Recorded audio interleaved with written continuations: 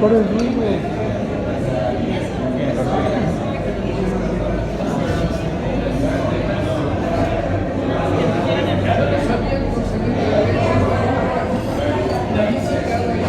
No sé, que la gente vea que haya tres culpables. Sí.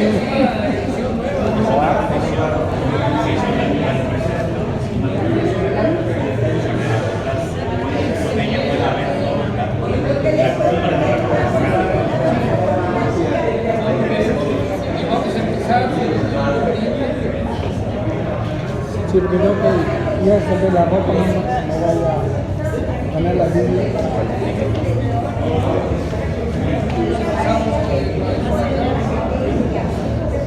Muy buenas tardes a todos. Muchísimas gracias por hacernos el honor de su compañía esta tarde, en la que justamente estamos en un periodo de revisión histórica muy próximo a conmemorarse 100 años de la formación de la Liga Agraria Veracruzana, aquellas causas y aquellas razones, pero sobre todo las luchas sociales del pueblo veracruzano, en donde innumerables actores participaron de estos acontecimientos y que se ha dado la tarea Elisa, con ese profesionalismo que la caracteriza, con la aguda investigación y el rescate de evidencias, de documentos, de entrevistas, pero sobre todo de darle un sentido de interpretación social para que ahora, a casi ya 100 años de la formación de la Liga, podamos nosotros comprender, entender, pero mucho más aún, podamos desarrollar una memoria en la identidad, en el recuerdo y en el orgullo de pertenecer a una comunidad que tiene este legado histórico. Esta tarde habremos de platicar de esta obra, que es su primera presentación, acaba de ser publicado por la Dirección de Ediciones de la Universidad Veracruzana, y desde luego es una aportación más para la memoria histórica de Veracruz. En primer lugar, quiero presentar a ustedes al doctor Alfredo Delgado Calderón, que es conocido de casi todos nosotros seguramente. Él es arqueólogo y antropólogo social, egresado de la Universidad Veracruzana, doctor en Historia por el Centro de Investigación y Docencia en Humanidades del Estado de Morelos, promotor cultural e investigador. Fue jefe del proyecto y director de la Unidad Regional Sur de Veracruz de Culturas Populares entre 1987 a 1998, y de 2000 a 2006, y luego de 98 a 2000 ocupó el cargo de subdirector nacional de Arte Popular de la Dirección General de Culturas Populares de la Secretaría de Educación Pública. En 2006 a la fecha se ha desempeñado como investigador del Centro INA Veracruz. Ha publicado numerosos artículos, libros y capítulos de libros sobre la influencia africana en la cultura popular de Veracruz en general y del Sotavento en particular, destacando sobre todo sus investigaciones sobre la música popular, la gastronomía y la medicina tradicional. Sus investigaciones históricas sobre la conformación del Sotavento y la identidad jarocha han sido referentes para varias generaciones. Actualmente se desempeña como director del Museo de Antropología de Jalapa. Doctor, bienvenido. Por favor, un aplauso para él. Queda usted el uso de la voz. Bueno, muchas gracias. No esperé que tan pronto, llegando y prendiendo lumbre. Bueno, agradezco mucho la invitación para presentar este libro, porque es un tema que me apasiona y es un tema al que le he seguido la pista sin querer, con el que me he atravesado una y otra vez. Justamente hoy me invitaron a la cumbre de las Remojadas en el pueblo que se llama del mismo nombre, Remojadas, municipio de Soledad de Doblado. ¿Cuál es la importancia de ese lugar? Porque todos hablamos de la cultura totonaca, del centro de Veracruz, pero el centro de Veracruz no fue totonaco hasta el 900 después de Cristo. ¿Y antes qué fueron? Bueno, el antropólogo Alfonso Medellín Senil lo define como una nueva cultura, la cultura remojadas, por lo que excavó ahí, y en el museo tenemos ejemplares extraordinarios de esa cultura. ¿Qué tiene que ver? Bueno, llego y me reciben con un libro extraordinario que se llama La masacre del 21 de noviembre de 1935 en Laguna Blanca, de Alfonso Osegueda. El agrarismo radical en Soledad de Doblado, Veracruz, 1912-1935. El agrarismo radical. ¿Quiénes son los agraristas? Es un grupo campesino que todavía discuten los historiadores, los antropólogos, cuándo inicia ese campesinado. Bueno, para mí es muy fácil y muy sencillo, porque antes del siglo XIX el campesino como grupo, como clase, no existía. O sea, durante los 300 años de la conquista, los españoles fueron desplazando las comunidades indígenas, apropiándose de sus tierras, y ellos empiezan una resistencia, a veces con las armas, rebelándose, y a veces haciendo trámites según la corona española lo exigía. Pero también fue quedando una gran masa de gente, hijos de indias y negros, mulatos, hijos de españoles y negras, que no tenían tierras, eran hijos de indias, pero no tenían acceso a la tierra, no eran indígenas, porque era una sociedad de castas. ¿A qué se dedicaban? Pues eran arrieros, eran vaqueros, eran pescadores, sembraban en las orillas de los ríos, y cuando el hacendado llegaba a cobrarles el derecho de piso, pueblos completos se tenían que mover a otros lados. Esos son los antecedentes del campesinado, de estos campesinos que empiezan a emerger durante el siglo XIX, después de la independencia, aquellas famosas leyes de desamortización de Benito Juárez, que los empieza a despojar de sus tierras comunales. ¿Por qué? Porque las tierras comunales no eran ejemplo de progreso. O sea, quienes progresaban eran los individuos, los propietarios. Entonces había que repartir la tierra y vendérsela a quien la iba a trabajar. Muchas comunidades se disolvieron, comunidades indígenas. Otras disfrazaron esa propiedad, pidieron que se les dieran grandes lotes, y había un propietario que nominal, digamos, legal, pero en realidad se siguió trabajando de manera comunal en muchos lugares. Pero con el porfiriato, otra vez se vuelve a despojar. Los jefes políticos venden lo que quedaba de las tierras comunales. Entonces va quedando una gran masa de indígenas sin tierra y sin cultura. ¿Por qué? Porque son indios ladinos. Y consultando, por ejemplo, los archivos notariales de Jalapa, uno encuentra claramente cómo nos dicen hacia 1750, 1790, 1800, que ya comunidades como Quico, como la propia República de Indios de Jalapa, porque tuvo República de Indios, como Jalcomulco, como Apazapan, ya no necesitan un intérprete porque son ladinos. Ya perdieron la lengua indígena y hablan castellano. Entonces, y no solo cuando se pierde la lengua, no solo se pierde la lengua, se pierde la cultura, se pierde la identidad, se pierde la organización social, y se va formando una gran masa de gente desposeída que tiene que alquilarse en las haciendas.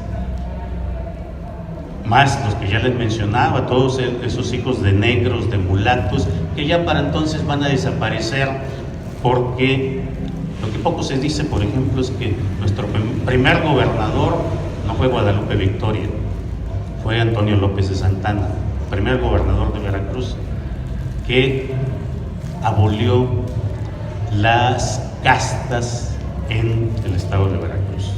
Ya no van a ser indios, ya no van a ser negros, no van a ser mulatos, todos van a ser veracruzanos, ciudadanos y mexicanos. Eso suena muy bonito, pero las repúblicas de indios ya no pueden nombrar sus representantes. La república de indios ya no tiene derecho a elegido, ya no tienen derecho a las tierras comunales. Entonces ese es el principio de la disolución de las comunidades. Entonces va quedando una gran masa que va a emerger en la Revolución Mexicana. O sea, exigen tierras y hay una dicotomía ahí, porque unos exigen restitución y otros exigen reparto, algo que aquí mi buena amiga Elisa Raskin define muy bien. O sea, ¿por qué la restitución? Porque aquellos indígenas que fueron despojados de sus tierras quieren que se les devuelvan, a veces desde tiempos coloniales, a veces con las leyes de desamortización de Juárez y a veces con los hacendados porfiristas, que en realidad muchos de los hacendados porfiristas eran de los antiguos liberales juaristas que compraron las tierras que se le quitaron al clero. Entonces, esos famosos liberales, muchos se convirtieron en terratenientes. Y entonces, las antiguas comunidades exigen restitución, pero la restitución implica que solamente se le van a dar tierras a los indígenas y a sus descendientes. Pero para entonces hay una gran masa de gente que no es indígena, que no es negra, que no es mulata, que ya no está, se agrupan las castas, pero que también quieren tierra y que están luchando y que estuvieron en la revolución. Entonces, ¿qué hacen los distintos gobiernos? Pues optar por el reparto agrario para que entren todos. Eso crea muchos conflictos entre los propios agraristas. Y bueno, y se van formando también muchos estereotipos. Cuando hablamos de agraristas, de reparto de tierras, hay dos personajes en los que siempre pensamos: Emiliano Zapata y Lázaro Cárdenas, los grandes héroes de los campesinos. Pero eso es mentira. En Veracruz, Zapata no tenía ningún peso. Aquí los zapatistas eran felicistas, querían que volviera el sobrino del tío, Félix Díaz, sobrino de Porfirio Díaz, y se decían zapatistas. Entonces, los zapatistas tienen una presencia menor. ¿Quién emite la primera ley agraria? Venustiano Carranza, cuando llega a Veracruz, esa famosa ley del 6 de enero de 1915, que es de la que después todo el mundo se va a agarrar, porque mentira, el plan de Ayala. ¿Qué pedía el plan de Ayala? Que Pascual Orozco fuera presidente de la República, que se repartieran las haciendas. O sea, no tuvo mayor impacto que en la ideología posterior, pero en la de ese momento el plan de Ayala era intrascendente, porque Veracruz fue eminentemente carrancista. O sea, aquí estaba la división de Oriente de Cándido Aguilar, que era ni más ni menos que el yerno de Venustiano Carranza. Y entonces, y hay grandes héroes como Heriberto Jara, como el general Antonio Portas, que sí se preocupan por empezar a no hacer los primeros repartos, no me atrevería a decir eso, pero sí hacer valer las leyes. Hay una ley del trabajo, por ejemplo, 1915 también, cuando estuvo la capital de la República puerto de Veracruz, éramos la capital del país, y ahí estuvieron los grandes intelectuales de este país. Y entonces la ley del trabajo, la ley del petróleo, la ley del divorcio, la ley agraria del 6 de enero van a ser fundamentales para construir el Estado mexicano. Y cuando llega Adalberto Tejeda a la gubernatura, él sí voltea a esta masa de campesinos, trata de hacer el reparto agrario porque antes no se logró. Lucio Blanco lo quiso hacer en el norte y lo criticaron mucho. Cándido Aguilar también en el norte hace los primeros repartos agrarios de algunas haciendas y luego los para. Trata de hacer lo mismo en los Tuxtlas en 1915, nada más reparte una hacienda y después se olvida de las ideas agraristas. Quien llega, trata de hacerlo, es Adalberto Tejeda. Pero ahí sucede algo. Recordemos que en 1920 la cúpula militar se levanta contra Venustiano Carranza porque quiere imponer a Flor de Té, al ingeniero Bonilla, como candidato a la presidencia, pero es un civil al que los militares no quieren. Entonces se levantan con el plan de Agua Prieta y los dos hombres fuertes del estado de Veracruz que surgen son el general Guadalupe Sánchez en lo militar y Adalberto Tejeda en lo político, que llega a ser gobernador. Pero ¿qué pasa? Guadalupe Sánchez se alía con los terratenientes y Adalberto Tejeda empieza a organizar a los campesinos para que se repartan las haciendas. Pero en el papel suena muy bonito, pero cuando empiezan a salir las primeras resoluciones agrarias, los hacendados dicen: no, a ver, yo no te lo voy a entregar. ¿Qué hacen? Primero se alían con el ejército de Guadalupe Sánchez y segundo empiezan a crear las primeras guardias blancas que matan campesinos. Jalapa y sus alrededores y toda la zona de Soledad de Doblado y todo el sur de Veracruz vivieron esto de luchas muy sangrientas por la tierra. En 1924 sucede algo interesante, se levanta Adolfo de la Huerta y a Obregón lo apoyan los agraristas de Tejeda. Eso lo platica muy bien aquí Elisa, cómo los agraristas defienden al gobierno de Obregón, pero no devuelven las armas y empiezan a crear algo que son las guerrillas agrarias, que ya se van a oficializar hasta el segundo periodo de Adalberto Tejeda en 1928-32. Ese es el segundo, pero entre medio está el periodo de Heriberto Jara, que también cuando leemos la historia parece que todo fue muy bonito. Jara y Cándido Aguilar lucharon por los derechos de los campesinos y de los obreros, y resulta que no.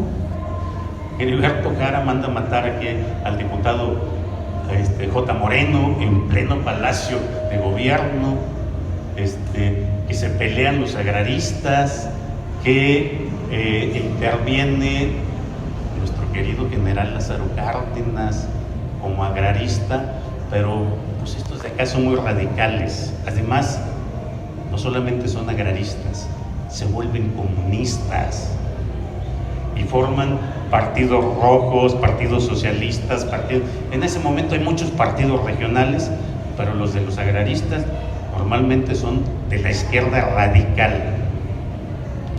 Y en 1923, si no me equivoco, por ahí se funda una organización que va a ser fundamental, la Liga de Comunidades Agrarias.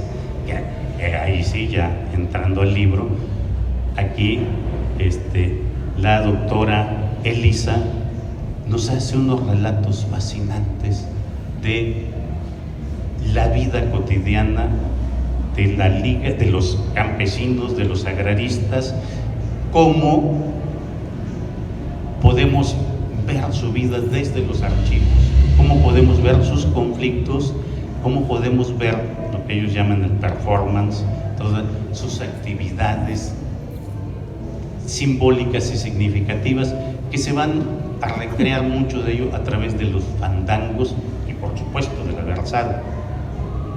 Pero no nada más los agraristas tenían fandango y una versada, también los hacendados y las guardias blancas. ¿Por qué? Porque finalmente hay una cultura, un sustrato cultural eran jarochos todos. Entonces, de hecho, por cierto, cuando los carrancistas llegan como un ejército de ocupación, desplazando los líderes locales, tomando las iglesias y las escuelas como cuarteles, y los revolucionarios de Veracruz se tenían que subordinar a ellos. Entonces no entendían cómo cuando había fandangos, los del otro lado, los felicistas y zapatistas hacían fandangos y los soldados carrancistas de acá se escapaban para ir a fandanguear y no se agarraban a tiros allá. Y entonces, ¿cómo es posible? Porque eran espacios neutrales. Ahí son jarochos y los pleitos eran versados. Vamos a ver quién versa mejor. Como dicen que Florentino allá en Sudamérica versó y le ganó al diablo, y en Chacalapa dicen que fue Benito Rueda el que también se puso a versar con el diablo y le ganó. Pues eso pasó entre las huestes carrancistas y felicistas. De hecho, uno de los generales felicistas, Cástulo Pérez, pues era fandanguero, era uno de los grandes fandangueros y bailadores. Chano Pérez, otro carrancista connotado también, que llegó a general, era alabancero y era versador, popoluca, por cierto, después agrarista. Entonces, bueno, hay un sustrato cultural de cientos de años donde todos son iguales, pero no comparten los mismos intereses. Entonces, en las luchas agrarias, sí, fueron sangrientas, pero hay una identidad que ellos, uno y otro grupo, tratan de resaltar. Entonces, parte de eso, o mucho de eso, nos habla Elisa Raskin en este libro, que la verdad la felicito, escribe muy bien, y además es muy difícil ir consultando archivos, autores y de toda esa masa de documentos, de telegramas, de informes, de fotografías, hacer un relato coherente y ir apartando, porque cuando como investigadores nos enfrentamos a esto, son datos caóticos que tiene uno que ir contando como rompecabezas e ir costurando como una filigrana, y lo logra muy bien Elisa. ¿Qué pasa entre 1928 y 1932? Otra sonada nacional, 1929, hay una 1927 que casi no impacta, pero hay otra 1929 donde se levanta el general Miguel Alemán González, con el jefe de armas de Jalapa. No tienen mucho eco, se van hacia el sur, y en el sur los agraristas, Alberto Tejeda otra vez, son armados y resisten en contra de pues prácticamente es la reacción, aunque supuestamente es por la no reelección en ambos casos, tanto de la Huerta como en este caso, que es contra la no reelección justamente de Obregón, que están peleando. Obregón se quiere reelegir y lo asesinan. Queda todavía la inquietud que lo asesinan 27, 28, 29 se levantan otra vez, y en ambos, en el telahuertismo y en esto, asesinan a varios líderes agraristas, entre otros José Cardel, que tiene una muerte atroz, y que uno de sus asesinos, por cierto, se va a refugiar a Cayucan y hace alianza con uno de los lugartenientes de Lázaro Cárdenas. ¿Por qué? Porque otro de los núcleos radicales estaban a Cayucan, que esos siguieron siendo agraristas y comunistas hasta 1946, cuando el presidente Miguel Alemán Valdés manda a las guardias presidenciales y hacen una masacre de agraristas. Matan como a 50 agraristas radicales de Oluta, Sayula, Soconusco y Acayucan. Y ahí se termina esa resistencia y se termina el reinado de los agraristas y empieza el de la revolución institucionalizada. Pero bueno, esa es otra historia. Entonces, esos agraristas radicales que forman guerrillas agrarias, que están resistiendo, que están peleando contra las guardias blancas, en 1932 tienen un candidato, 32-34, que es justamente Adalberto Tejeda, algún candidato a la presidencia. ¿Quién es el otro? Pues nuestro querido general Lázaro Cárdenas. Entonces los agraristas de Veracruz no apoyaron a Lázaro Cárdenas, eran tejedistas. ¿En quién se tiene que apoyar don Lázaro? En los hacendados y en las guardias blancas. Por eso cuando él triunfa, si vemos en muchos lugares se hacen repartos agrarios durante el cardenismo, sí es cierto, muchos, pero ¿a quiénes traen? Agraristas de Michoacán, de Jalisco, de otros estados que pelearon durante la Guerra Cristera. Por eso en todo el estado de Veracruz vamos a tener ejidos que son formados por jaliscienses, por michoacanos, por guerrerenses. Y los agraristas radicales de Veracruz que no se quieren plegar, pues se les aplica esa política de plata o plomo. Entonces, y bueno, por eso quiero leerles, que me fascinó este libro porque creo que lo explica mejor, porque hablando de la Liga de Comunidades Agrarias, sí, fue importante e influyó a nivel nacional, pero hay un momento en que se divide la Liga de Comunidades Agrarias, la Liga Blanca y la Liga Roja. Una con los agraristas radicales de Veracruz y otra con los agraristas institucionales de Lázaro Cárdenas. Y entonces aquí el autor, José Gueda, nos dice, que me gusta mucho esta parte, dice: en 1933 se desató la lucha por la sucesión presidencial en nuestro país. Adalberto Tejeda, recién había salido de la gobernatura del estado, decidió lanzarse como candidato a la presidencia de la República, teniendo como sostén la fuerza del movimiento agrarista de Veracruz para apoyar la candidatura de Tejeda. Los diputados de la Liga, Carolina Naya y Marcos Licona, y el senador Manuel Almanza formaron el PSI, Partido Socialista de las Izquierdas.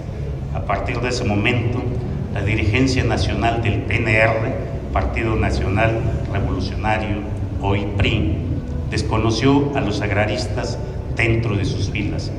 El gobierno federal y los terratenientes desataron una fuerte represión al movimiento agrario. La Liga de Comunidades Agrarias se divide en dos ligas, la Liga Roja o Genuina y la Liga Amarilla.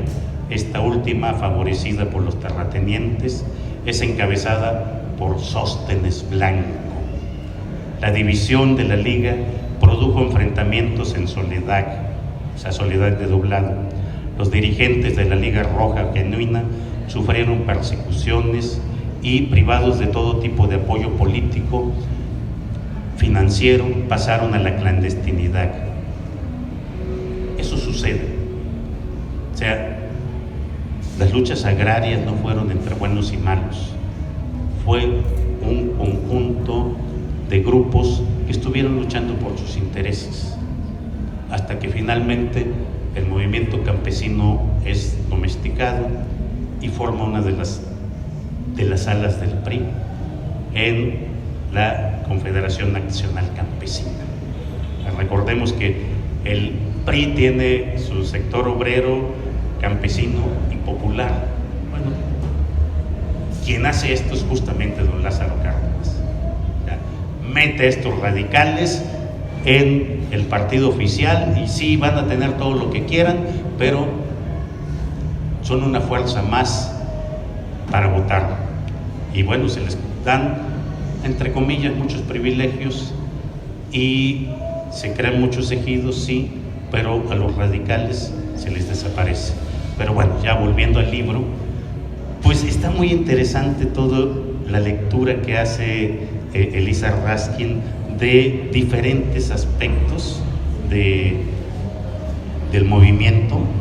Por ejemplo, las fiestas, los fandangos, el periódico campesino que tienen, que es muy interesante, y que Manuel Almanza creo que es el que se queja que los campesinos no leen, y aunque están editando el periódico, la gente no lo lee y prefiere gastarse los 5 centavos que cuesta pues en las fiestas o el refino, en otras cosas.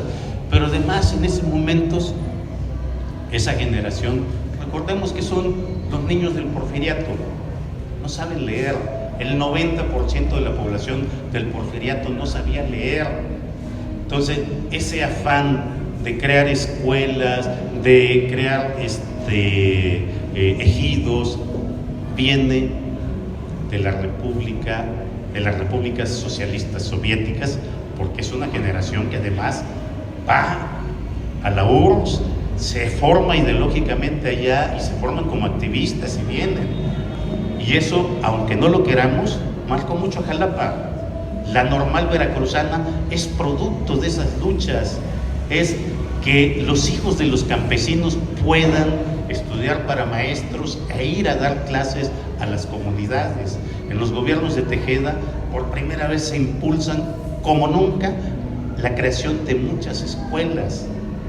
Y el propio museo, donde honrosamente me tocó estar al frente en este periodo, también es producto de esas luchas. Los ejidatarios de Molino de San Roque donan 4 hectáreas para que el patrimonio del Estado, de los campesinos, la identidad se resguarde ahí. Y entonces no es casualidad que la normal y el museo estén juntos, y que abajito estén las fábricas de San Bruno, y que haya habido esa famosa masacre del 28 de agosto. Entonces, ¿por qué? Porque son los guardias blancas del dique que vienen a masacrar a la gente de San Bruno, porque pues son socialistas.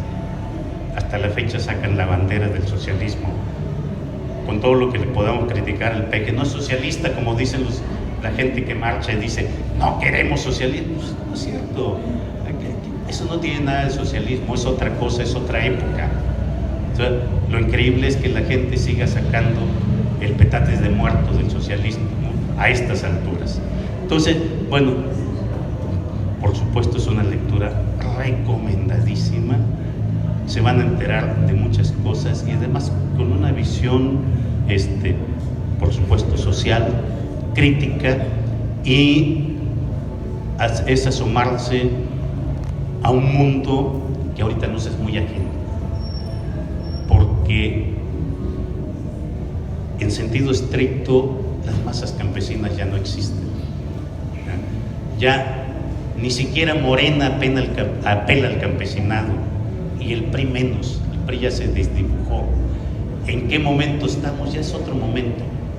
Entonces, ya no hay república de indios en Jalapa, ya no hay campesinos en el sentido de un grupo que está buscando tierras, que vive y muere por la tierra.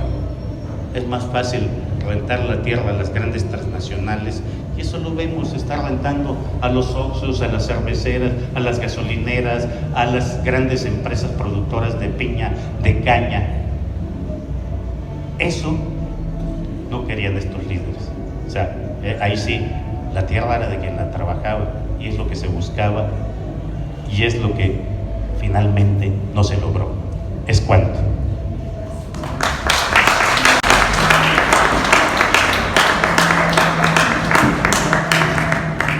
Muchas gracias, doctor.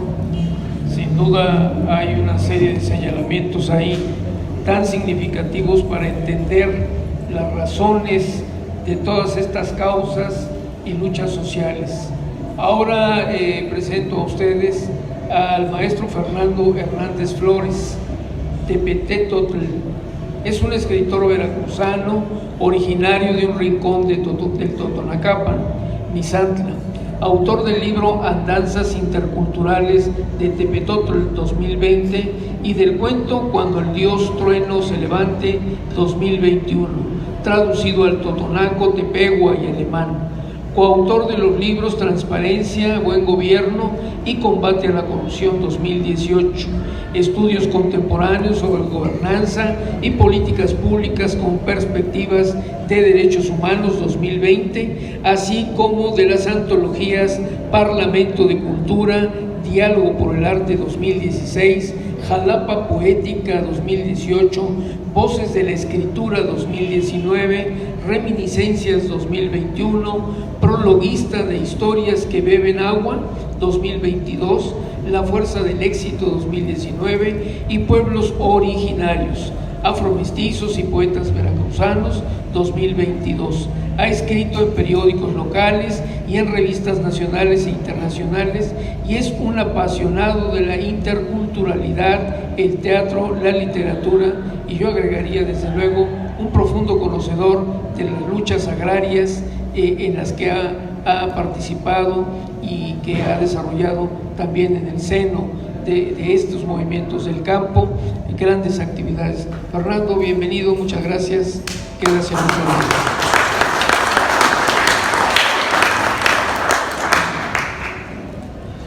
Después de escuchar aquí al maestro,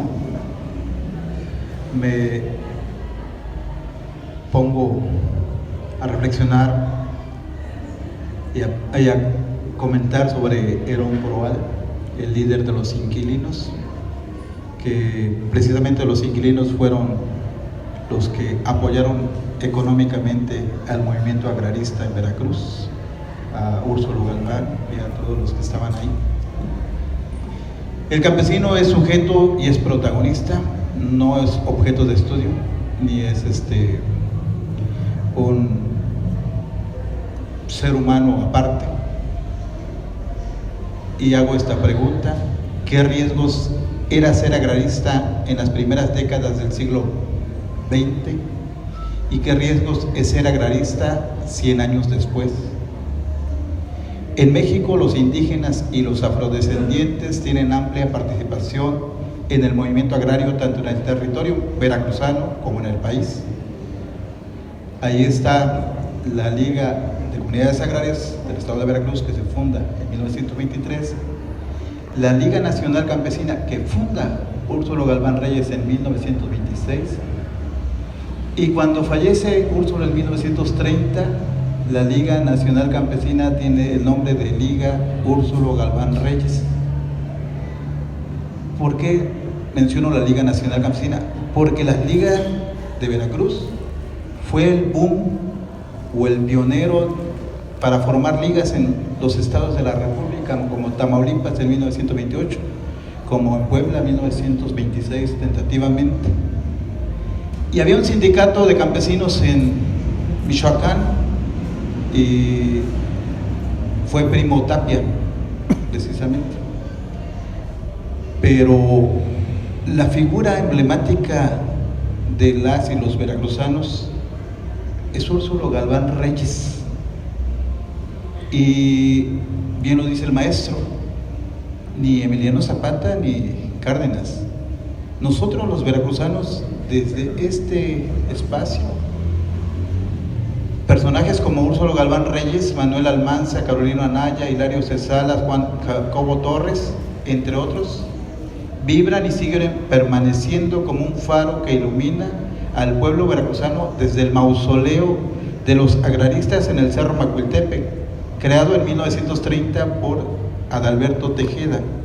Ese cerrito que tenemos aquí en el Macuiltepec y esa cripta que tiene la forma piramidal y que tiene ahí los símbolos del comunismo, que por cierto están un poquito deteriorados y que ojalá se apoyaran en ese sentido.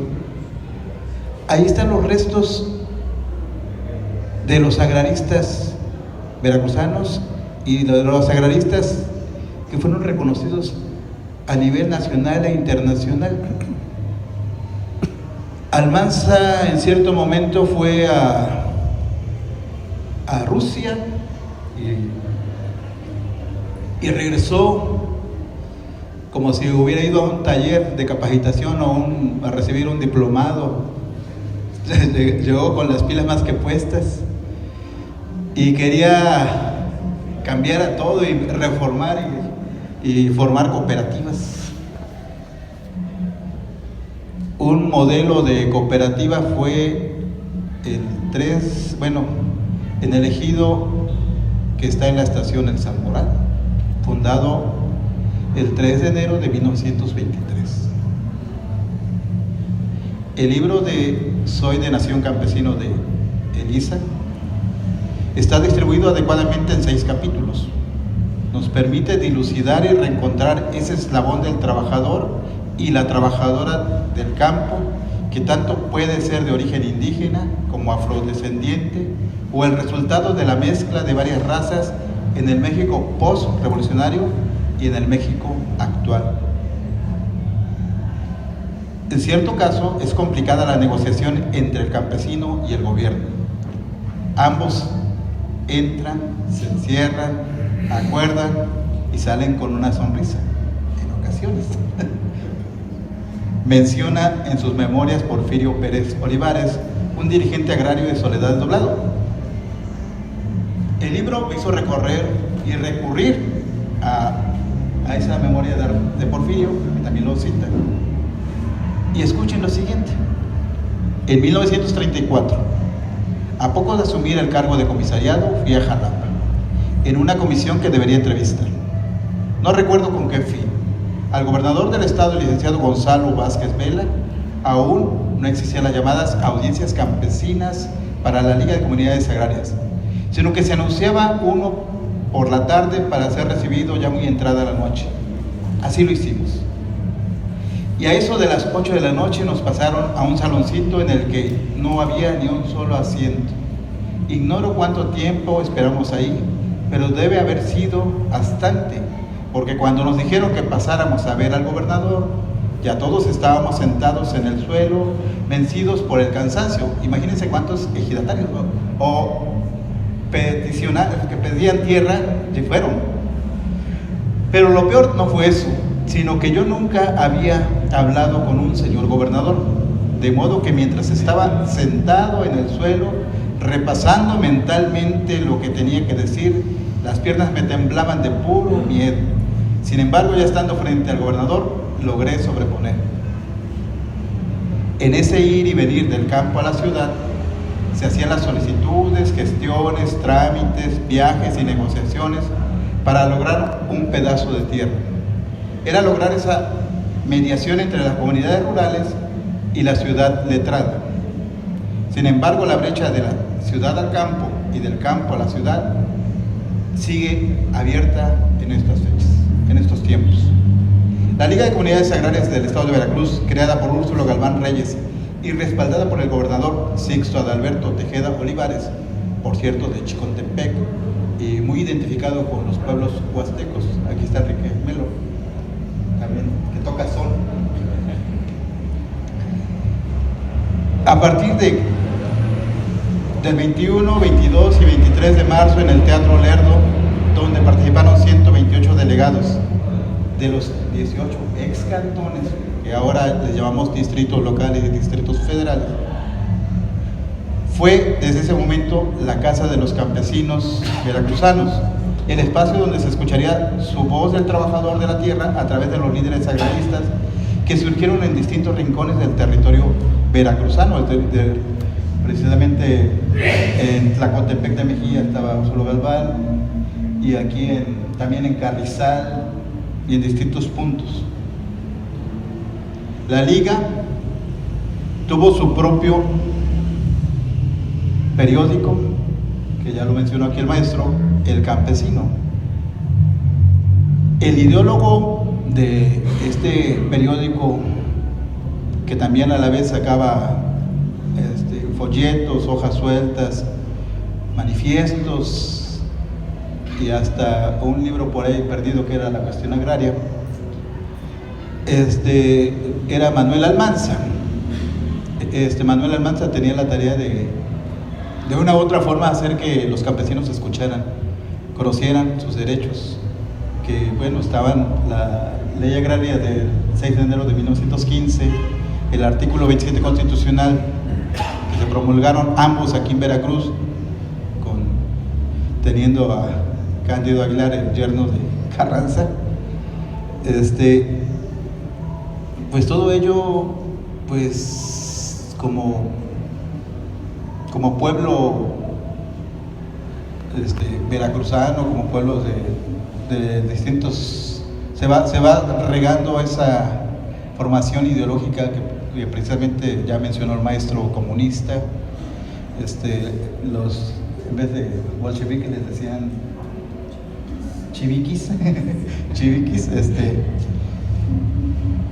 pero abordando el libro precisamente, que es parte de los tomos que estoy considerando, Elisa menciona que recurrió, ya sé que recurrió al Archivo General de la Nación, al Archivo del Estado, al Diario de Jalapa, a otros periódicos, a distintos, y un buen número de libros, por lo tanto está muy sustentado teóricamente, y también a la novela, al cuento, a las narraciones. Por ejemplo, en la novela Otilia, Sergio Galindo escribió: Tejeda armó a los campesinos para que se defendieran de aquellas hordas sanguinarias que pretendían exterminar a los dirigentes de las ligas de comunidades agrarias y en general a todo hombre de campo que se opusiera a sus arbitrariedades o a las de los empleadores.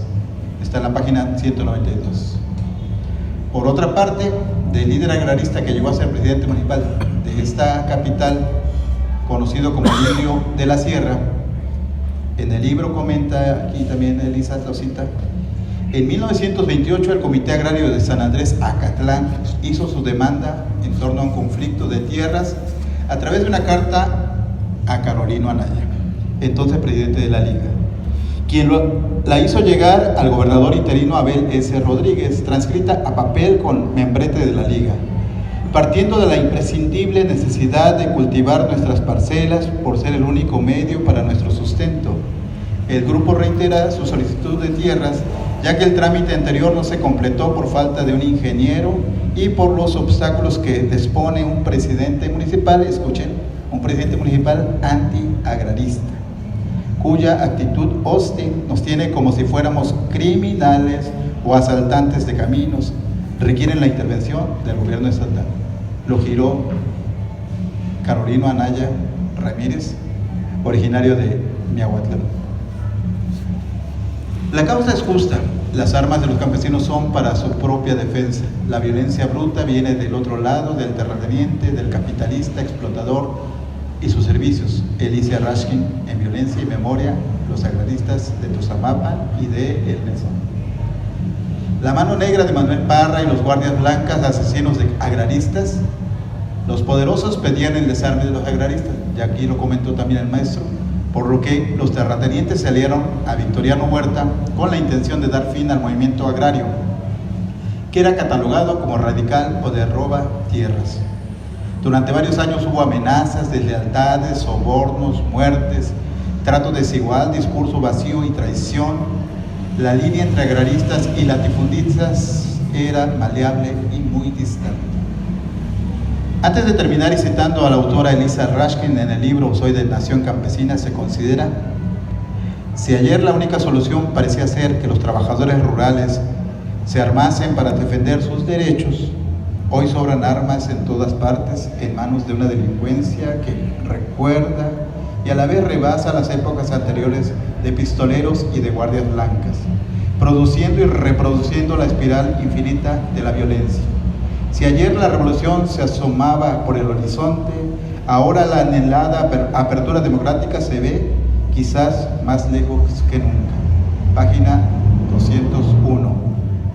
De los estados de la República Mexicana, Veracruz es el estado con más ejidos y comunidades agropecuarias del país. Los más de 3.700 ejidos en el estado consideran que tienen una población de más de 7,5 millones de personas en el área rural.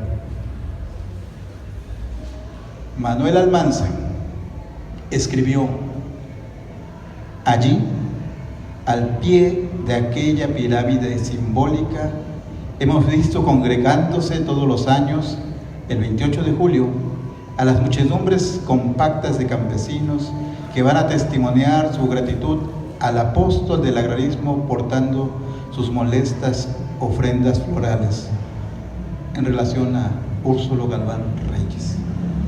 Permítanme compartirles las siguientes estrofas del himno y anteriormente corrido agrarista de Lorenzo Barcelata Castro y Ernesto Cortázar Hernández, que se escribió precisamente en 1929. Marchemos agraristas a los campos a sembrar la semilla del progreso. Marchemos siempre unidos sin tropiezo, laborando por la paz de la nación. No queremos ya más luchas entre hermanos, olvidemos los rencores compañeros, que se llenen de trigo los graneros y que surja la ansiada redención. Gracias. Muchas gracias, Fer. Bueno, yo creo que es momento de escuchar a la autora que nos platique, que nos haga una descripción de qué implicó reunir toda esta información y colocarla en un documento para enriquecer este legado histórico y cultural del Estado. Ay, muchas gracias. También vamos a preguntar tus opiniones también, pero bueno, ya voy a, después de escuchar esos súper densos, interesantes relatos en torno a lo que han inspirado de reflexiones mis queridos compañeros de la mesa, pues yo quedo profundamente agradecida con Alfredo, no solo esa plática ahora, sino a lo largo de tiempo me compartió materiales, Vicente también ha como contribuido datos.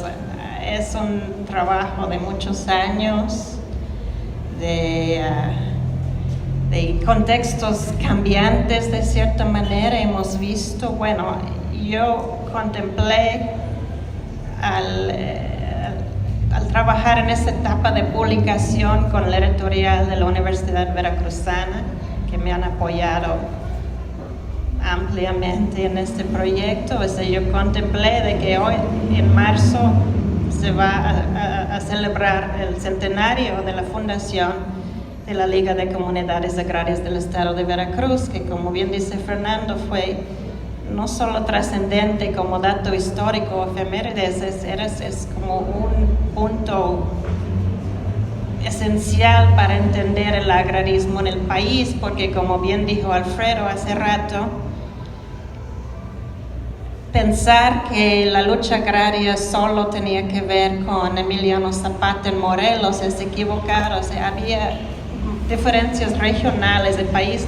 Cuando llegó la revolución, el país fue un país como de muchos Méxicos, muchas situaciones locales, y entonces cuando omitimos esas cuestiones de que qué pasó en el estado de Veracruz, qué pasó en primer lugar con las acciones legalistas de Venustiano Carranza, lo queremos como omitir porque era enemigo de Zapata, ¿no? Y solo puede haber un ícono, que es Zapata, que decir que no tenía la influencia en Veracruz que tenía en Morelos, por ejemplo, no es decir nada malo, es decir cómo se acontece la historia en la realidad, ¿no? Estamos hablando de un estado que estaba muy mal comunicado a lo largo de siglos, que hasta la fecha es un estado donde son muchos Veracruces también, ¿no? Aquí estamos en el centro, en la capital,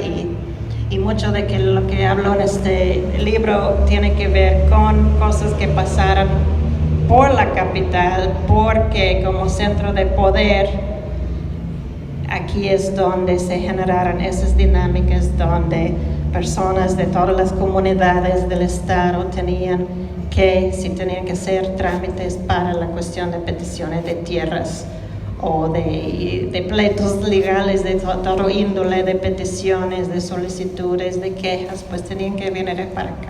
Y la ciudad es hostil hasta la fecha hacia las personas del campo. Eso vemos hoy en día con migrantes, con personas que vienen de comunidades serranas a vender, por ejemplo, ¿no?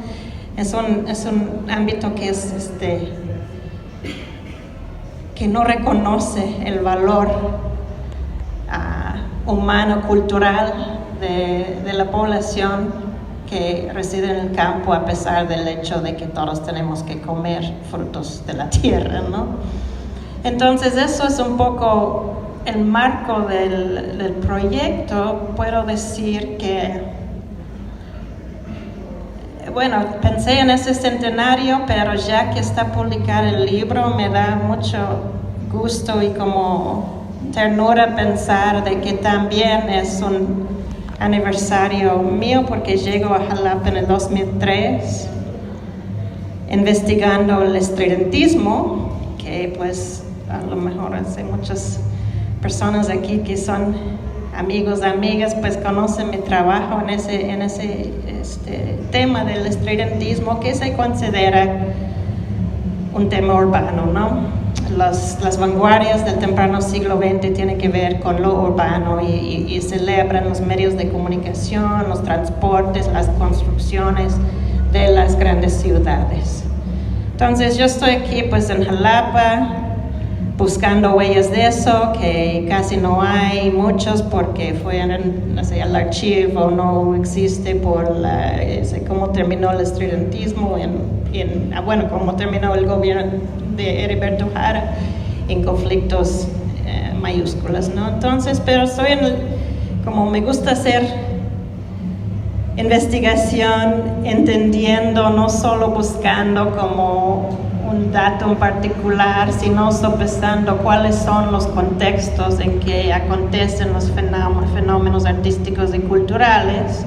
Estoy en el Archivo del Estado de Veracruz y explorando carpetas tras carpetas de cosas que pasaron en los años 20 y empiezo a ver documentos muy interesantes sobre el movimiento agrarista. Y porque para entender qué pasa cuando Manuel Maples Arce, por ejemplo, el secretario de gobierno, pues están negociando con grupos populares de diferentes tipos, obreros y pues, agraristas, y pues, toda esa efervescencia de la Liga de Comunidades Agrarias está ocurriendo paralelo, ¿no?, a la producción cultural estudiantista. Eso es muy interesante porque hay cruces también. Hay un documento particularmente dedicado a Manuel Maples Arce en el ejemplar que se encuentra en el archivo, y digo, pues esas personas entonces tenían conversaciones, ¿no?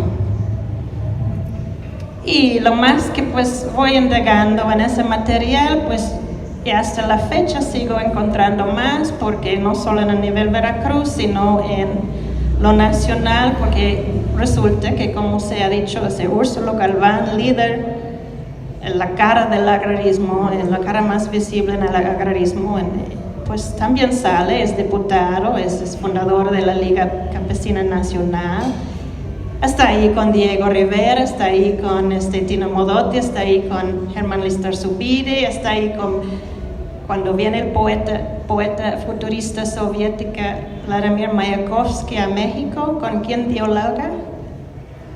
Con comunistas, con pintores y con agraristas veracruzanos, ¿no? Entonces,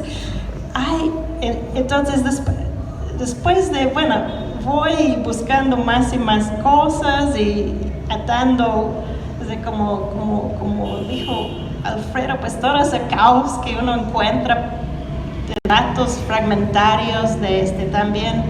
David Skerr me mencionó eso, ¿no? ¿Por qué quieres investigar algo que es tan elusivo, que existen tan pocas evidencias, ¿no? Dice, pues, pero las evidencias están alrededor de nosotros, nomás que pues por esa ceguera que tiene que ver con no poder relacionar la ciudad con el campo, creo que nos hace como ciegos en ese sentido, y llega al final a la conclusión de que el agrarismo tenemos que verlo como una vanguardia, no una vanguardia como el Dada, es otro tipo de vanguardia, pero que se mueven igualmente fuerzas culturales.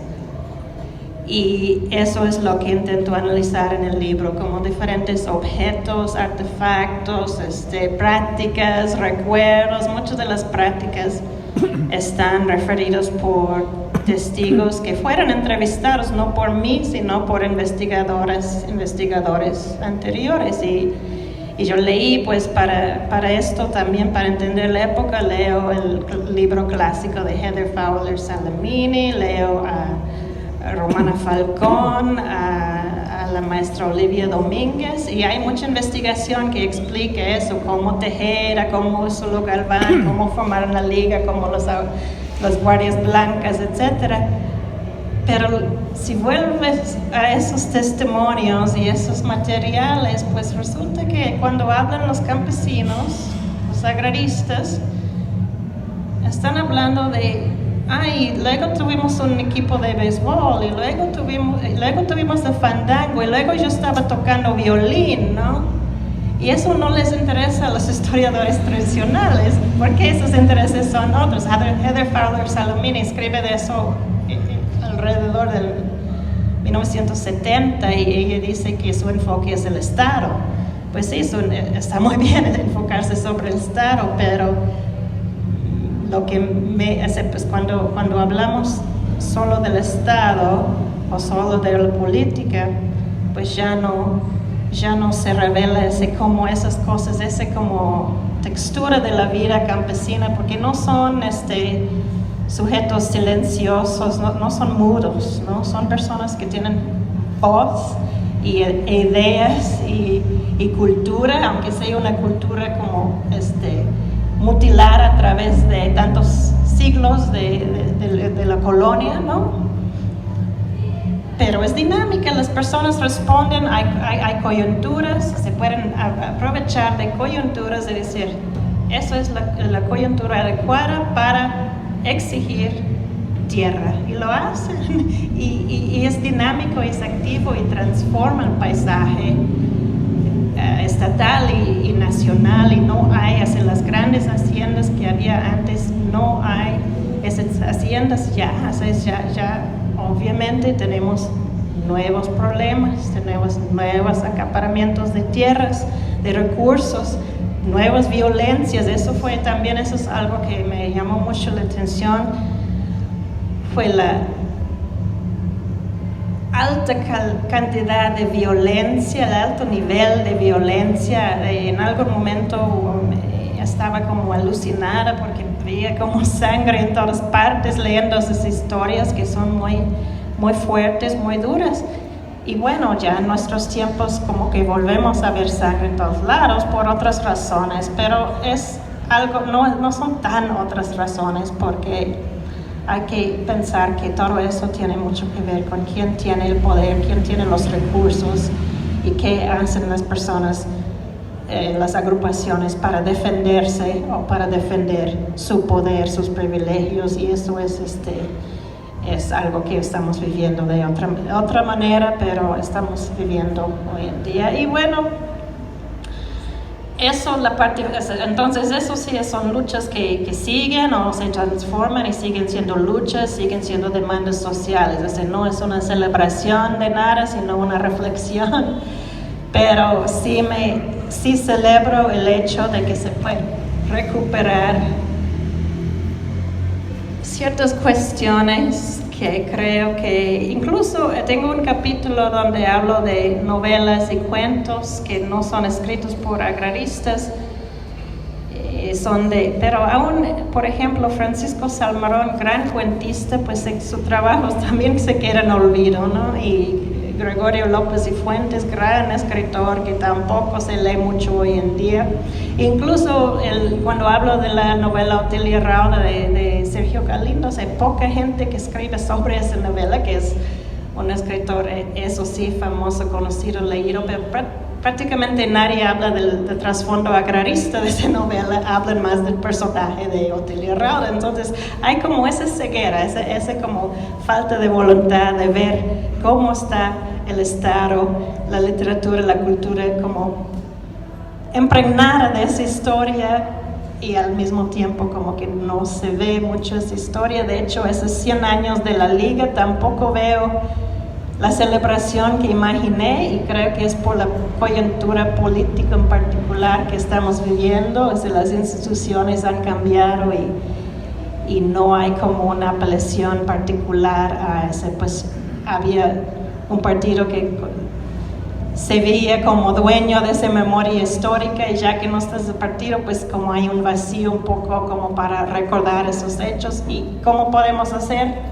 ¿Qué podemos hacer? Pues reconocer que no es una cuestión de partidos políticos actuales o pasados, sino de la gente, de las personas, comunidades, líderes, hombres y mujeres. No hay muchas mujeres mencionadas en ese libro, no porque no tengo aquí la perspectiva de género por lo que me conocen, sino que es una perspectiva de género que reconoce la predominancia de la figura masculina visible, ¿no? Porque siempre hay mujeres atrás en esas cuestiones. Alguien siempre tiene que hacer las tortillas, por ejemplo, ¿no?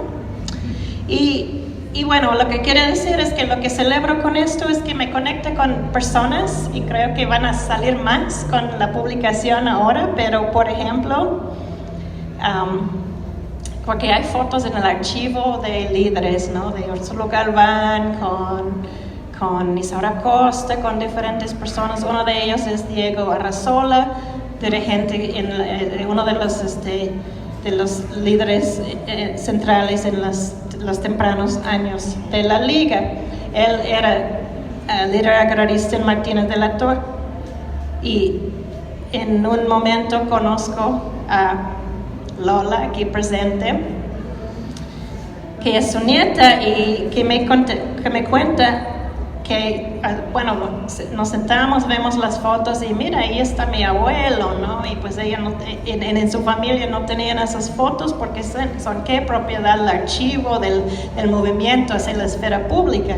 También tiene ese aspecto de esfera privada, ¿no? Y al final, lo que pueden ver en la portada del libro proviene de esa generosa familia. La mamá de Lola, que tuve la fortuna de conocer, ya falleció, pero pudimos platicar y ver las fotos y todo eso. Pues esa foto viene de esa colección porque la señora la señora Lola Arrazola y su hermano Diego Arrazola, con quien también tuve gusto de hablar, fueron bautizados en el río Bobos, en Martínez de la Torre, durante un acto, bueno, como parte de un acto de militantes agraristas y comunistas. ¿Por qué? Porque no creían porque la Iglesia Católica, la Iglesia oficial, está al lado de los terratenientes, y ellos necesitan otra manera de celebrar los ritos que como seres humanos, que son como creyentes también, porque aquí la cuestión del anticlericalismo no es blanco y negro. Hay personas que son en ese momento creyentes, pero como la iglesia está en su contra, lo que hacen es como intentar inventar otros rituales para poder seguir celebrando su condición humana. En este caso están bautizando a los niños en el río bajo el lema de socialismo, y entonces eso viene a ser la portada del libro, porque pues captura el espíritu del análisis que quería hacer, que es como cómo vivían las personas, todo esa revuelta política y esa experiencia que era conflictiva, pero también era muy, muy creativa, y creo que sigue siendo al final, pues, la lucha alrededor de la ecología veracruzana hoy en día es otra, pero creo que sigue siendo importante el amor que las personas tienen o tenemos a la tierra, el afán de ver crecer el maíz, el afán de comer lo que es sano, lo que es como limpio, no tiene un montón de sellos y veneno de todo tipo, sino lo que podemos como especie nutrirnos, ¿no? Y por eso es un libro que tiene poesía, que tiene crítica, que tiene algo de esperanza, y espero que puedan leer el libro, ver sus comentarios, sus experiencias. Seguramente hay gente que no tienen su familia no tan lejana experiencias de esos. Acabo de ver cuando estaba leyendo, Fernando, la letra del himno agrarista. Sé que muchos de ustedes pueden cantarlo de memoria porque es un legado que ha pasado a través de maestras, de madres, padres de familia, a nuestras fechas, aunque con otros significados, pero reconocer que eso es como una base de lo que somos. Y yo orgullosamente, después de 20 años aquí, después de haberme nacionalizado mexicana hace poco, pues puedo decir que eso es una historia que yo también comparto, ¿no? Y por eso, pues eso con mucho amor para el pueblo, para todo el público lector y sobre todo para la gente que todavía sigue sufriendo, luchando y gozando en el campo. Muchas gracias.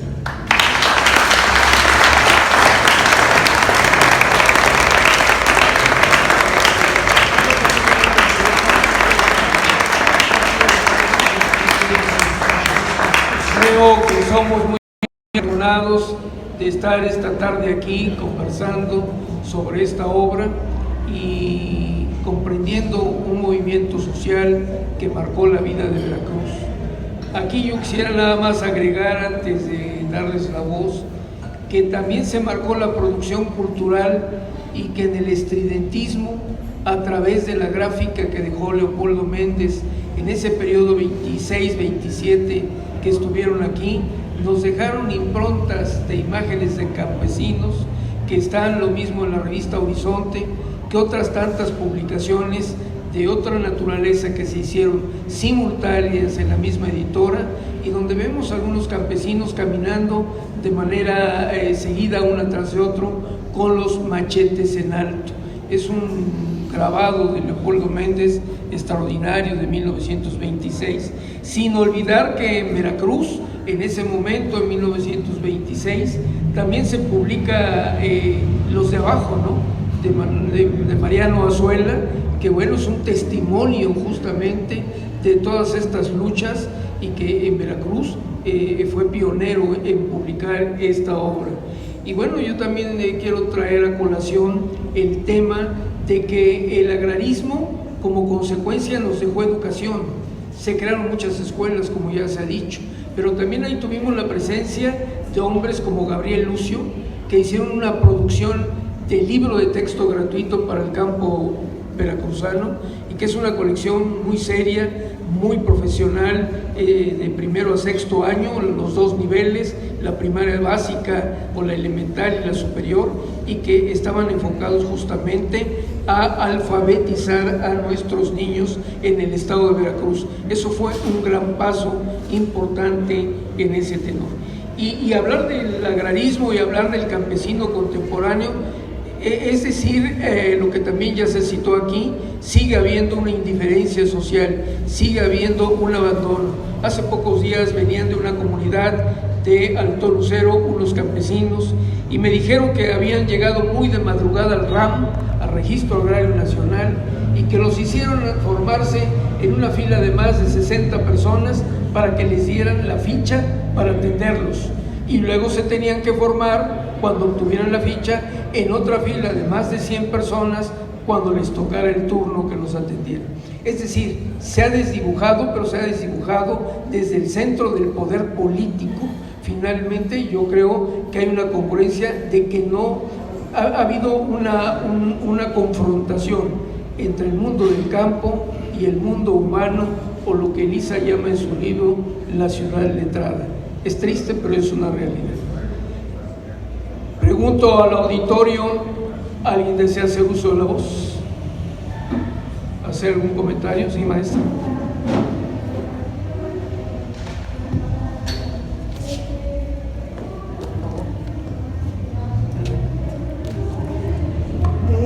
De todas las fotografías antiguas que tenemos del abuelo, en sus actividades agraristas en el campo de Martínez de la Torre, la que más me impresionaba era la del bautizo socialista de mi madre, Dolores Arrazola Becerra.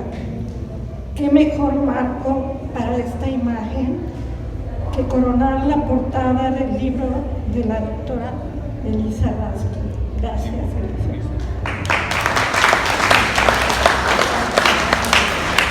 ¿Alguien más? Sí. Buenas tardes. Pues nada más para felicitar a la escritora y a los comentaristas con tanto conocimiento como es el doctor y como es Fernando con sus maestrías, pero sobre todo con esa experiencia del trato con la gente del campo. Quiero felicitarla porque me quedé con la última frase donde dijo que se había nacionalizado y que ya formaba parte de su historia. Muchísimas felicidades.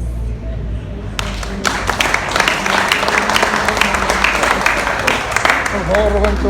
Sale. Gracias. Primero que nada, digo, felicitarlos, fundamentalmente, digo, porque la historia que narran ustedes en sus libros que tienen la suerte de escribir y nosotros de leerla, son capítulos de la historia de Veracruz y de México. La primera Liga de Comunidades Agrarias en Veracruz, la Liga Nacional Campesina a nivel nacional, Úrsulo Galván, José Cardel, Manuel Almanza, Carolino Anaya, todos ellos que fueron los antecedentes fundamentales de la Liga. Pero hay una cosa que me llama fuerte a mí, lo que dijo usted hace rato. Es lamentable, señores, que tenga que estar la gente que viene de lejos, que no tiene oportunidad de comunicarse con los que ahora están en el Registro Agrario Nacional y tienen que estar bajo la lluvia, tienen que estar bajo el sol, tienen que estar bajo el frío y no hay un baño donde puedan ir, ¿sí? ¿Y saben qué es lo más lamentable? Dicen, no tiene cita, vente a ver cuándo. Por favor, la tenencia de la tierra no es una fruta fácil, es a veces muy amarga, porque se pelean hermanos con hermanos, se pelean tíos con tíos, se pelea la familia por un título de solar urbano o una parcela, y la única definición es mediante el Registro Agrario Nacional, y desgraciadamente no lo tiene. Lo vuelvo a felicitar. Fernando, su papá fue mi compañero en la lucha, lo acuerdo muy bien, allá en Misantla, cuando luchamos por la tierra del ejido que fundó tu padre, ¿sí? Y suerte que tuvimos nosotros de luchar por la tenencia de la tierra, no tan solo en los ejidos, en los bienes comunales, como allá en Chicotepec, de donde era el coronel Sixto Adalberto Tejeda Olivares. La verdad, los felicito, voy a leer con mucho detenimiento el libro, la verdad, me da mucho gusto haber asistido y estar con ustedes.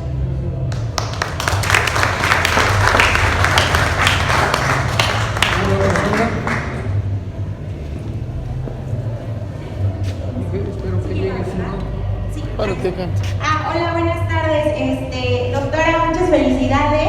Ahorita que mencionaba Vladimir Mayakovsky, pues la doctora Elisa me lo presentó, poeta ruso, y recuerdo que una de las tantas anécdotas que platicábamos sobre él era que cuando él vino a visitar el Caribe y Veracruz y parte de nuestro país, se extrañaba mucho con los frutos que se encontraba, que para nosotros son cotidianos, para él en su momento fueron muy extraños, y a través de la poesía pues los describía, ¿no? Ese punto segundo, mencionaron a Leopoldo Méndez de maestro, me parece muy interesante porque él tenía una relación amistosa muy fuerte con Gilberto Bosques en los 20, que también era poblano, y que justamente la obra de Leopoldo se fue a la Embajada de México en Suecia en los 50 y fue muy admirada y muy apreciada por esa esencia, pues el apego comunista, agrarista, que pues se mostraba a través del arte y de los grabados, ¿no? Y bueno, por último, para no extenderme de más, si bien creo que nos falta leccionarnos mejor y de cierta manera creo acercarnos más y ver mejor al campo, que también es parte de nuestra tierra y de nuestro país y está y estará siempre. Creo que algo que me llama la atención en Jalapa es que, por ejemplo, en el centro histórico tenemos varias calles insurgentes que formaban parte del movimiento de reforma, Y si bien Úrsula Galván, José Cardel, que es un municipio, Úrsula Galván es la calle que está aquí abajo, creo que es importante que si bien no a fuerza toda la población de Jalapa o del estado tenemos que saber en específico la biografía, no es nuestra obligación, pero sí es parte de la cultura. Creo que el hecho de que esté el nombre en nuestro vocabulario, en nuestra cotidianidad, cuando mencionamos tan solo en la calle, creo que se vuelve importante, ¿no? Creo que hay que llevar los nombres de las figuras políticas que hicieron algo, que tuvieron una representación importante en nuestro país, pues a las calles y a los espacios donde podamos mencionarlos y hacerlos parte de nuestra cotidianidad, y es un buen paso para acercarnos también a nuestra historia. Eso es todo. Gracias.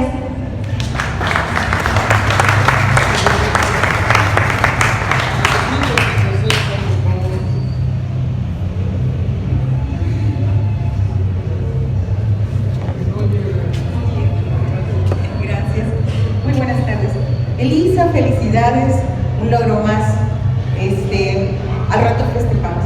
Yo quisiera preguntar, en el contexto de, bueno, todo esto que tú investigaste, que trabajaste, hoy en día, bueno, llegué un poquito tarde, ya no escuché al maestro Delgado si él ubicó, o sea, mencionó de qué fecha hiciste esta retrospectiva, ¿no? Cuando revise el libro, pues me daré cuenta, pero a estas alturas, con esto que tú encontraste, y pues si estás o sigues trabajando en este contexto,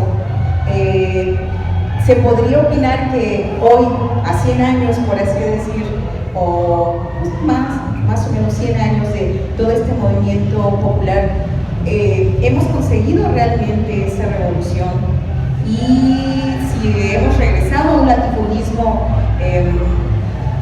¿cómo se puede decir? Escondido, enmascarado, porque yo no escuché muy bien ahorita a alguien que decía, alguien que decía que las situaciones hoy en día para los campesinos, yo tengo un problema por ahí con un terreno y no hay con quién ir, no te atienden, depende de la autoridad que llegue ahí, como personaje final, por así decir, es como les va en la feria, ¿no? Y también aquellos que tienen un apellido de renombre que respalda dinero, ¿no? Entonces, y bueno, yo tengo en el sur, tengo conocidos, tengo amigos que se han perdido en ese contexto, ¿no? O que, si bien han trabajado un poco en el contexto del medio ambiente, pero también hoy por hoy no se puede estar, ¿no? Si hay algo que es tan peligroso en el campo y en México tan solo, en el medio, es ser periodista y ser ambientalista, ¿no? Y hoy por hoy podríamos decir que alguien que trabaje en pro de esta línea, que es el campesino, pues es hasta cierto punto ambientalista, ¿no? Entonces, ¿qué opinas tú de esto, ¿no? Para mí es un desencuentro, o sea, como yo lo veo, ¿no? Pero bueno, hay opiniones. Tenemos por aquí a una hija de Sóstenes Blanco, la hermana de José Luis Blanco también. Y bueno, pues mucho gusto y felicidades.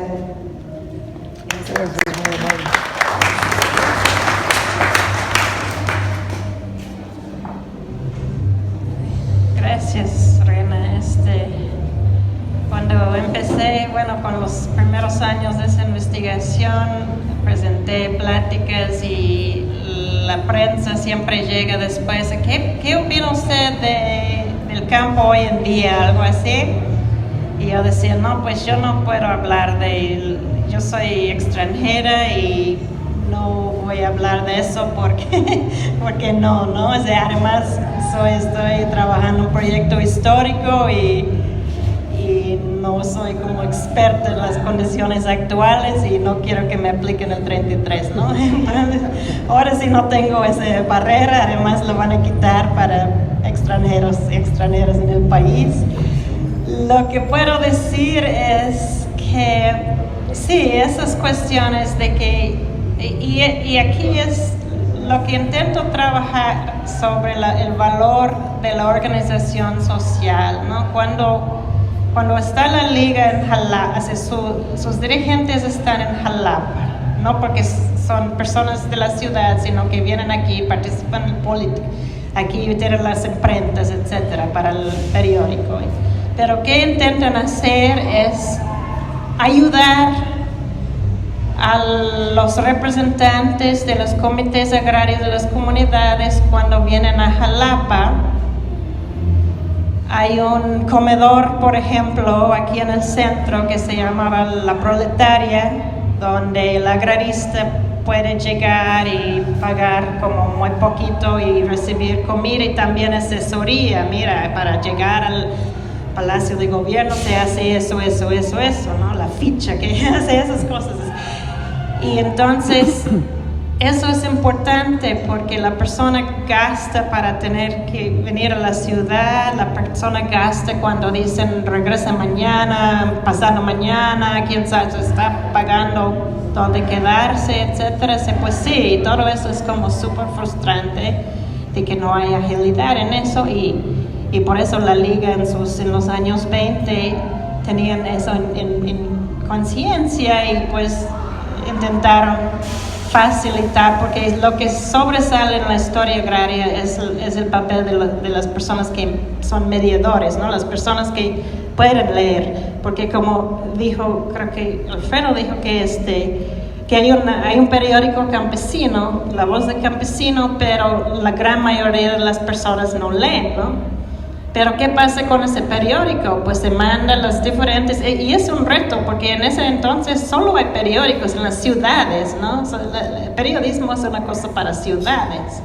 Y ese periódico sale de Jalapa y va a diferentes rancherías a ver si el que maneja el correo no es antiagrarista porque se va a esconder el paquete, ¿no? O sea, a ver si alguien puede apoyar para la franquicia, para mandar el paquete, o sea, todos esos detalles. Incluso creo que en su papel membretado dicen, pues compañeros, hay que indicar bien la dirección, ¿no? Para que no se vaya a perder. Hace cosas como suavizar la comunicación entre el Estado, ¿no?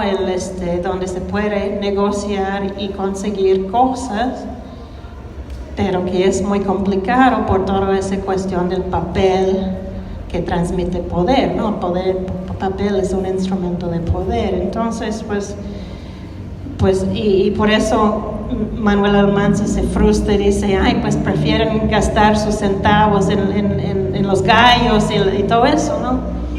No porque la idea es que todo el mundo va a leer eso, pero si llega a la persona que es el maestro, la maestra, una persona que sabe leer de esa comunidad, pues puede leerlo en voz alta a todo el mundo. O sea, no hay eso desde el siglo XIX. Es como pasa en el periodismo, ¿no? De que el periódico no es solo para las personas que leen, sino las personas que pueden escuchar lo que se está transmitiendo en la prensa, y por eso ese periódico parece como, ¿por qué hacen un periódico para una población analfabeta? ¿No? Porque eso es una manera de comunicar. Mira, pasó hay un nuevo reglamento de tal y tal cosa, pero también, y eso trabajó en el capítulo sobre el periódico, es que también ellos mandan como un informe qué está pasando en su comunidad, ¿no? Pues y no solo pues por aquí el presidente municipal nos está haciendo eso, o aquí tenemos la plaga de langosta, que es como ese proyecto de investigación que tengo ahora como surgido de esto, es como había una masiva plaga de langosta en los años 23 a 26 en todo el sureste de México, que era una circunstancia política, social y pues ambiental, y todo se cristaliza un montón de cosas y no hay mucho memoria de eso, no hay mucha documentación, se puede decir, de eso, aunque fue una cosa que había versos, décimas, había caricaturas, era una cosa muy muy discutida en el momento, hasta de manera con ese gran humor negro que se tiene en la cultura popular, ¿no? de la figura de la langosta. Bueno, y eso como que no es exactamente la respuesta a tu pregunta, sino lo que se puede comparar o lo que me gustaría resaltar es esa fuerza de la organización y de que ahora sí se llama ambientalismo o defendemos como el ecosistema y el sociosistema, pues defendemos una manera más sana de vivir, de producir ante toda la incursión de transnacionales, todo eso. Pues en ese entonces no se hablaron de eso, se hablaron de pues queremos un tractor, ¿no? O sea, queremos esos beneficios de la modernidad que podemos tener, pero es porque no tenían que nombrarse como ecologistas. Es la milpa en sí es un sistema que es pues ecológicamente sano, ¿no? O sea, tenían prácticas que eran armoniosas con el medio ambiente, sin tener que definirlo como tal, ¿no? O sea, era otra manera de pensar, pero el conocer tu terreno, el conocer las plantas y los animales y todos los ciclos de vida, ellos incluso, porque cuando viene la plaga de la langosta, porque la respuesta en Veracruz es diferente que la respuesta en otros estados, porque el campesinado organizado participa y puede, ya está organizado, ya puede organizarse para poner en marcha como algunas técnicas ancestrales y algunas nuevas para defender los cultivos. Entonces sí, es una cuestión que pues creo que en el ser humano, ¿no? de estarnos organizados, ¿no? Eso sería como la base de todo eso. No puedo decir si estamos mejores o peores, o si la crisis actual quizás es peor que la crisis en ese entonces, o si están muriendo más gentes ahora o en ese entonces, quizás por diferentes razones, pero la necesidad de como que defender la vida de manera sana, creo que es algo que no ha cambiado. No sé si respondí.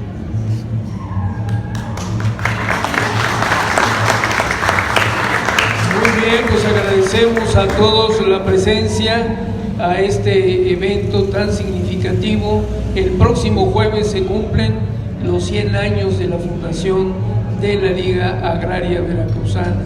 Así es que seguramente la Liga estará de fiesta o algo tendrá que suceder para no dejar en el olvido más todavía al campesinado veracruzano. Agradezco mucho la presencia del doctor, director del área editorial de la Universidad Veracruzana, que nos hace favor de acompañarnos, doctor Agustín del Moral. Muchas gracias por estar con nosotros y la posibilidad de compartir las publicaciones que están a la venta, a la entrada, para aquellos que aún no lo tienen, lo compren. Y como cortesía de la autora, hay un vino de honor en la parte de atrás, al cual los invito a que nos hagan el honor de acompañar y recabar las dedicatorias que seguramente todos queremos llevar. Muy bien. A ver, hay un anuncio.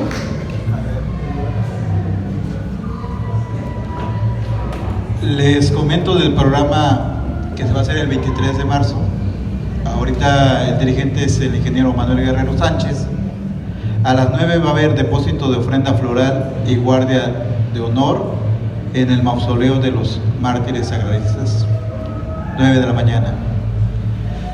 Depósito de ofrenda floral y guardia de honor en la sede de la Liga, que está en la casona de Alcalde y García.